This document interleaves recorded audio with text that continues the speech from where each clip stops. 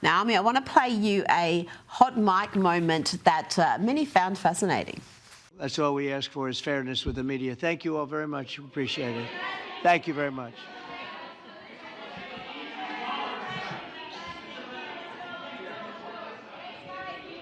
No, thank you for being so fair. Thank you, Donald.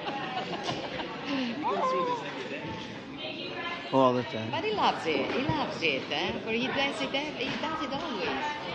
I never want to speak with my friend. She says she never wants to speak to her press army. I can't say I blame her.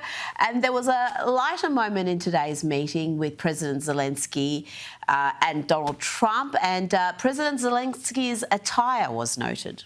President Zelensky, you look fabulous in that suit. I said the same thing. Yeah, you look good. I said the same thing. Yeah, looks good on I you. said the one that attacked you last time. See, that was it. I remember that. Yeah, I apologize to you. You look wonderful. No, my first question for you, President Zelensky. In the same suit. You see, I changed you. Maybe yours is much better.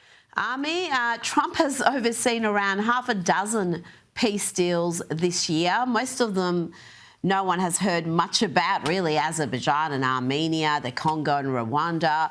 But this is a war, the Ukrainian-Russian war, that the West, and including Americans, have been deeply invested in from the start.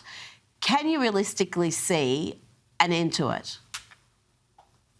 Yeah, look, first of all, really quick on Trump and Maloney and the press thing. Yeah, Trump has, just to give you a point of reference, Trump did 3 times as many press conferences and interviews as Joe Biden, despite the fact that the media was an appendage, right, to the Democratic propaganda machine, and were against Donald Trump. No, he loves going up to the press. He loves the challenge. He wants to change them. He frankly likes, between you and me, he likes to have the adulation of the press when he can, the mainstream press in particular. Look, when it comes to this particular conflict, you know, it's so funny. You know, you mentioned a couple of conflicts, and I don't want to pass through them without go into more detail, because it's important stuff. I was in Rwanda. I was in Azerbaijan. I saw firsthand the level of the hatred that these two sides had for each other.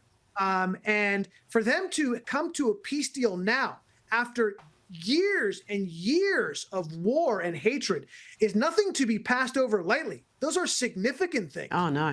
Not to mention the Abraham Accords that he put together, right? And the fact that he took 2 even more implacable enemies, the Gulf states and Israel, to come to a peace deal. Yet, did he win Nobel Peace Prize? No, of course not.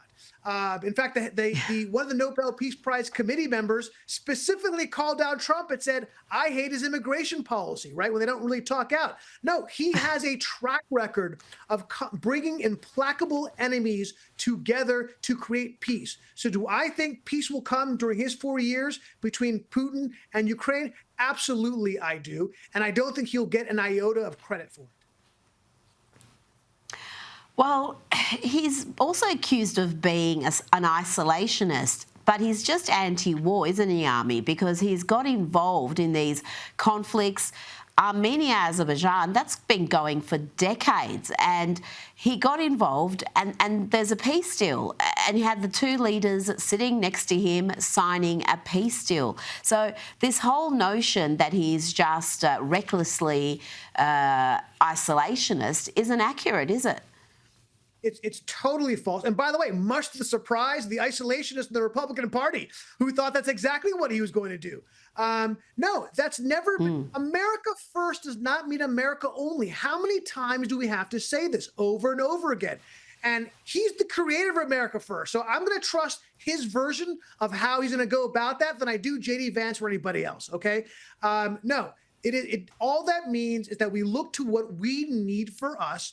At the same time, peace through strength. When we're stronger, when we're taken care of, we have more leverage with other countries. That's exactly what we've seen him do. Exactly. You nailed it there, Ami. Peace through strength. Ami Horowitz, thank you so much for your time tonight. Always a pleasure.